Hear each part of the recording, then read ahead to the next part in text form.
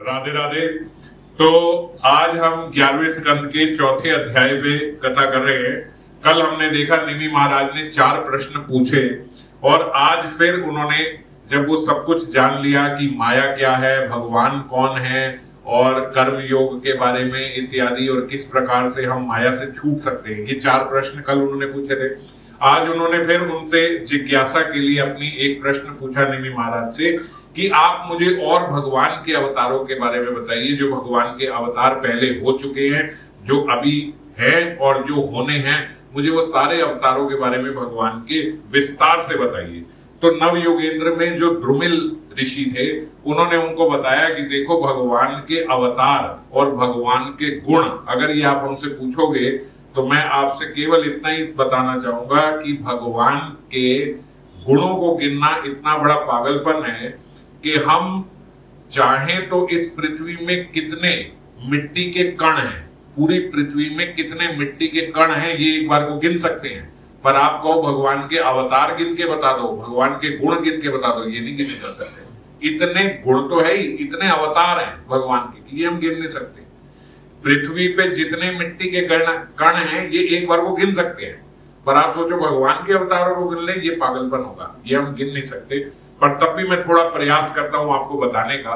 तो अगर शुरुआत से ले तो जब ये सृष्टि नहीं बनी थी तो भगवान ने 5 तत्वों से ये सृष्टि बनाई, जिन 5 तत्वों की भी कल हमने चर्चा करी थी, अग्नि पृथ्वी जल वायु आकाश। इन 5 तत्वों से भगवान ने ये पृथ्वी बनाई। पर जब ये पृथ्वी चलायमान नहीं हुई तो भगवान पुरुष रूप में इस पृथ्वी में उन्होंने सारे कणों में प्रवेश किया और तब पृथ्वी चलायमान हुई। मतलब यहाँ पे ब्रह्मा जी द्वारा ये सारी पृथ्वी बना दी गई, सारे चर अचर जीव सब बना दिए गए, पर कुछ भी चला नहीं। सब ऐसे था जैसे एक मूवी पॉज का बटन दबा होता है, ऐसे थी कि सारे कैरेक्टर्स हैं, सब कुछ है, लेकिन चल कुछ नहीं रहा। तो भगवान परमात्मा स्वरूप में जो इस सृष्टि में आए और उन्होंने ये पृथ्वी चलायमान करी, उस परमात्मा स्वरूप को पुरुष माना गया है और जितनी भी जीव आत्माएं हैं उन सबको प्राकृति माना गया है।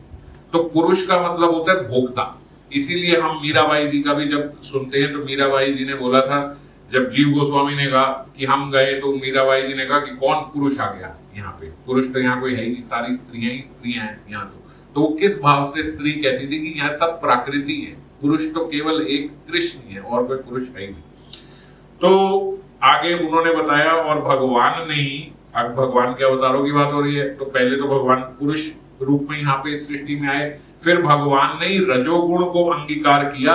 तो रजोगुण का अंगीकार करके वो ब्रह्मा स्वरूप में आए और उन ब्रह्मा जी ने ये पृथ्वी की, ये सारी सृष्टि की रचना करी।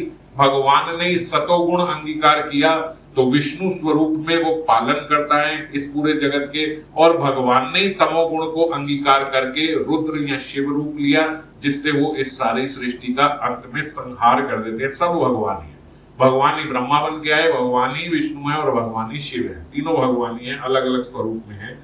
और भगवान ही धर्म और मूर्ति जो है वो दक्ष की एक पुत्री है, उनका विवाह धर्म के साथ हुआ। उन दोनों के पुत्र नर नारायण ऋषि के रूप में, जो बद्रिका आश्रम में बोलते आज भी है, आज भी विद्यमान है, भगवान इस धराधाम में है बद्रिका आश्रम में, नर नारायण स्वरूप में।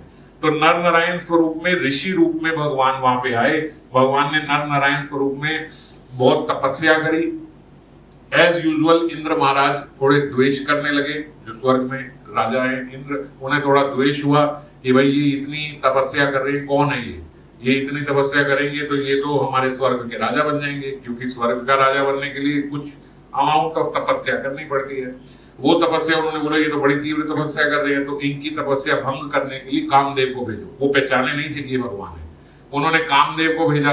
कामदेव ने उनके बद्रिका आश्रम में आके पूरा माहौल ऐसे कर दिया कि बिल्कुल रोमांटिक सीन, और ऐसे कि भगवान कामदेव के चक्कर में फंस के उनकी तपस्या भंग हो जाए। पर वो तो भगवान थे, भगवान ने सृष्टि ये सारी जो उन्होंने रचाई थी कामदेव ने, उसकी तरफ आंख उठा के देखा और मुस्कुराते हुए कामदेव को देखा, कामदेव बेचारे नीचे गए, कामदेव का सारा वो खत्म हो गया। वो पहचान गया कि भगवान है, ये कोई साधारण व्यक्ति नहीं है।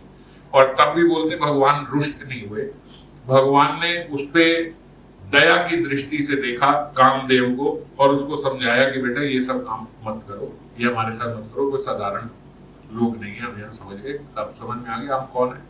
तो वो कामदेव जी समझ गए और थर थर कांपने लगे, क्योंकि एक बारी पहले शिव जी से उन्होंने पंगा लिया था, तो शिव जी ने उनको आंख खोल के देखा तो पूरा शरीर भस्म हो गया था। अब उन्होंने कहा तो साक्षात भगवान से मैंने पंगा ले लिया, पर भगवान की दया दृष्टि ही रही, उन्होंने उनको कुछ कहा नहीं।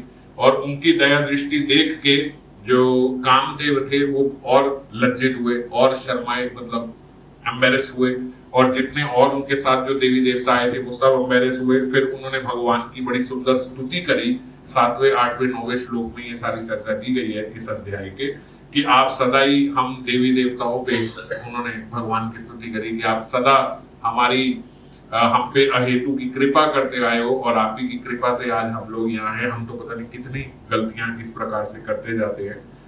और जितने भी देवी देवताओं के जो भजन करते हैं, जो देवी देवताओं के भक्त हैं, वो बोलते हैं उनको तो देवी देवता एक बार को थोड़ी कम पीड़ा पहुंचाते हैं। ये देवी देवता खुद ही बोल रहे हैं। पर हम लोगों का ऐसा स्वभाव ही है कि जब कोई व्यक्ति तीव्रता से भक्ति करने लगता है तो हम उसके रास्ते में रोड़े अटकाते हैं, मतलब उसको अलग अलग इंद्रिय तृप्ति के साधन देते हैं कि ये भक्ति छोड़ जाए। तो भक्त जब अच्छे से भक्ति करने लगता है तो इंद्रिय तृप्ति के साधन आते हैं, और ये इंद्रिय तृप्ति के साधन भगवान खुश होकर नहीं देते, ये देवी देवता ईर्ष्या से देते हैं कि कहीं ये बहुत आगे ना बढ़ जाए। तो वो देवी देवता उसके रोड़े अटकाने के लिए उसमें इंद्रिय तृप्ति के साधन उसको देते हैं। पर उन्होंने बोला अगर अब ऐसे कोई सोचे तो फिर तो भगवान का भजन करना बड़ा कठिन है, क्योंकि एक व्यक्ति जब इंद्रिय तृप्ति से नहीं रीचता तो वो उसमें दूसरे प्रकार की रुकावट लगाने की कोशिश करते हैं, सब कुछ छीनने की कोशिश करते हैं, किसी प्रकार से या सुख से या दुख से इसका भजन भंग हो जाए। तो कोई सोचे तो फिर ऐसे तो भगवान का भजन करना बड़ा कठिन है, क्योंकि देवी देवता ही आपके अगेंस्ट हो गए। तो वही देवी देवता आगे बोलते, पर आपके भक्त को हम कभी विचलित कर नहीं पाते, चाहे उसको सुखों के साधन दें या उसको दुखों के साधन दें। क्यों नहीं कर पाते? बोलते क्योंकि आप भगवान स्वयं उसके साथ रहते हो, और आप ये सारी हमारी जो चीजें हैं वो काटते जाते हो, और एक प्रोटेक्टिव रूप में अपने भक्त को हमेशा प्रोटेक्ट करे रखते हो। और 11वें श्लोक में जो इस अध्याय का सबसे इंपॉर्टेंट श्लोक है, उस 11वें में देवी देवता खुद बोल रहे हैं कि जो लोग अपने स्वभाव को ठीक नहीं करते भजन करने के लिए, दो प्रकार के लोग हैं। एक देवी देवताओं का भजन करते हैं अपनी इंद्रिय तृप्ति, अपनी इंद्रिय पूर्ति करने के लिए, और एक भगवान का भजन करते हैं केवल प्रेम भाव से। तो जो देवताओं का भजन कर रहे हैं वो तो ये स्वभाव वगैरह में जाते ही नहीं, क्योंकि उनका एक मोटिव है कि हमें ये चाहिए, उसके लिए इतने दिन तक इतने व्रत करने हैं, इतनी तपस्या करनी है, इतना ये करते हैं, वो स्वभाव का तो उन्हें पता ही नहीं है वो लोग। और जो भगवान का भजन करते हैं लेकिन भगवान का भजन करते हुए अपने स्वभाव पे ध्यान नहीं देते, वो ये ध्यान नहीं देते कि भगवान प्रत्येक जीव के अंदर है। अगर प्रत्येक जीव के अंदर भगवान की विद्यमानता देखेंगे तो स्वभाव पे अपने आप कार्य करेंगे। तो बोलते जो ऐसे लोग, ऐसे दो प्रकार के लोग जो अपने स्वभाव पे ध्यान नहीं देते, वो लोग बोलते चाहे कितनी भी तपस्या कर ले, और कितनी तपस्या कर लेते हैं, ऐसा देखा गया है कि वो सर्दी गर्मी सुख दुख सब चीजों से ऊपर उठ जाते हैं, यहाँ तक कि कामदेव की चेष्टाओं से भी ऊपर उठ जाते हैं, सब चीजों से। मतलब अब उन्हें पुरुष स्त्री इस जगत के पैसा वगैरह सब कुछ नहीं सताता, वो सारी दुखों का समुद्र पार कर लेते हैं। ऐसे लोग भी एक गाय के खुर जितना जो पानी है, समझो पूरा समुद्र पार कर दिया और गाय के खुर जितने पानी में आगे डूब गया, तो वो क्या है गाय का खुर? बोलते वो है क्रोध। क्रोध ऐसी खराब चीज है कि आदमी सारी तपस्याएं करके सबसे ऊपर निकल जाता है, पर क्रोध करके अपनी सारी तपस्या जो है बंद कर देता है। तो इसीलिए क्रोध जो है वो, क्रोध कोई छोटा रोग नहीं है, ये बहुत बड़ा रोग है। क्रोध से बचना चाहिए। व्यक्ति सारा कुछ भी लांघाए तो भी क्रोध के चक्कर में फंस जाता है। ये उन्होंने 11वें श्लोक में बताया। सबसे इंपॉर्टेंट श्लोक जो है 12वें से लेके 16वें श्लोक तक, फिर उन्होंने आगे वही नर नारायण ऋषि की कथा बताई कि ऐसे ये देवी देवता उनकी जब स्तुति कर रहे थे भगवान की, तो उन्होंने, भगवान ने बोलते उन पे दया करके, अब वो उनको तो रिझाने आए थे स्त्रियों से और उससे कामदेव जो अपनी चेष्टाएं कर रहे थे, भगवान ने बोलते उसी समय अपनी एक इच्छा से वहां पे कम से कम 100-200 स्त्रियां खड़ी कर दी, और उन्होंने बोला कि इनमें से आप कोई ले जाओ अपने स्वर्ग के लिए।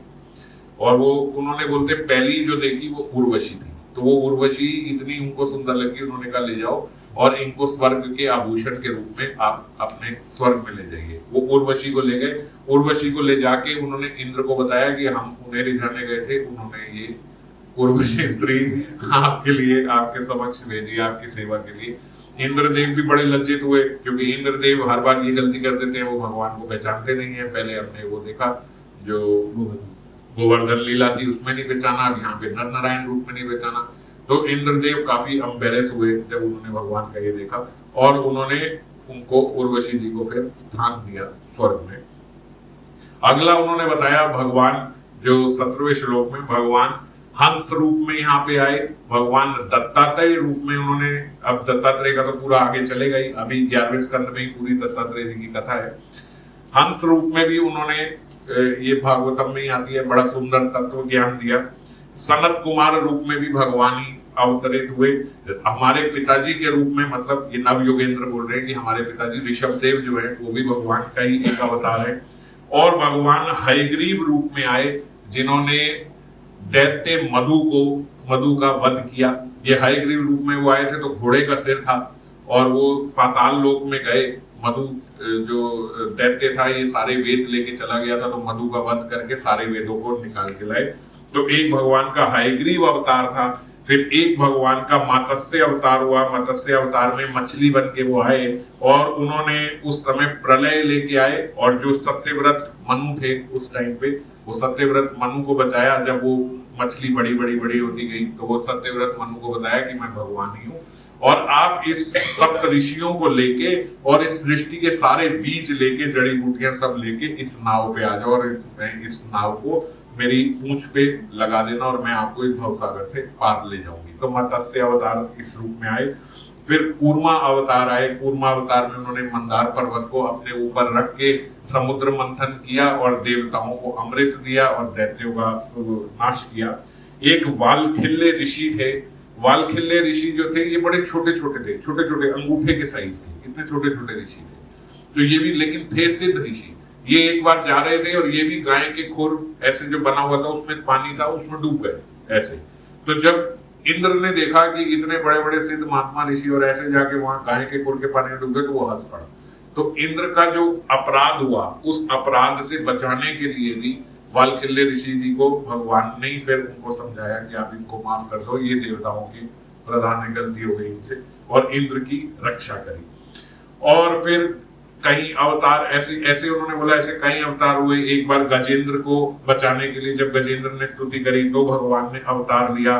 फिर इंद्र को एक बारी जो अपराध लगा, वृत्तासुर नामी, वृत्तासुर रूपी भक्त जो था, उसका वध करने के लिए, क्योंकि थे तो भक्त, चाहे असुर थे, तो भक्त का वध करने के लिए उनको जो अपराध लगा, उसको बचाने के लिए भी भगवान फिर से आए। नरसिंह रूप में आए, उन्होंने हिरण्यकशिपु का वध किया, प्रहलाद महाराज जी की रक्षा करी। वामन रूप में आए, उन्होंने बलि महाराज जी से ये सारी पृथ्वी लेके फिर देवताओं को वापस दी। परशुराम रूप में आए, उन्होंने परशुराम रूप में 21 बार लीला करके क्षत्रिय विहीन किया इस पृथ्वी को। राम रूप में आए, उन्होंने रावण को वध करके इस पृथ्वी की फिर रक्षा करी। कृष्ण रूप में आए, कृष्ण रूप में तो हम सब जानते ही है, उन्होंने किस प्रकार सारे कौरवों का, अपने परिवार का भी सबका सब वध करके इस पृथ्वी को फिर भार विहीन किया। बुद्ध रूप में आए, बुद्ध रूप में उन्होंने जो मूर्ख लोग वेदों को तोड़ मरोड़ कर उसका एक गलत उपयोग कर रहे थे, उन लोगों को भ्रमित करने के लिए एक फिलॉसफी दी, और बुद्धिस्ट लोग बन गए। तो बुद्ध भगवान का जन्म ही इसलिए हुआ था कि वेदों को तोड़ मरोड़ ना पाए। अंत में उन्होंने बताया, देखो ऐसे कई अवतार है, अभी कल की रूप में, महाप्रभु स्वरूप में, ये सब बोला नहीं, लेकिन आगे बोला आगे बहुत अवतार आएंगे, आते रहे हैं। जब जब भगवान के भक्त उनको बुलाते हैं, जैसे गजेंद्र को बचाने के लिए आए, ऐसे अरबों खरबों बार और अरबों खरबों टाइम और एक एक बारी में करोड़ों करोड़ों बार भगवान अवतरित होते हैं एक एक भक्त के लिए। वो आते हैं, उनकी गणना नहीं की जा सकती कि कितनी बार भगवान आए। तो ऐसे भगवान के अनेकों अवतार है, करुणाशील है भगवान, अपने भक्त के लिए यहाँ पे आते ही रहते, प्रकट होते रहते। पर कुछ मुख्य अवतारों के बारे में मैंने आपको बताया, और यहीं पे ये चौथा अध्याय जो है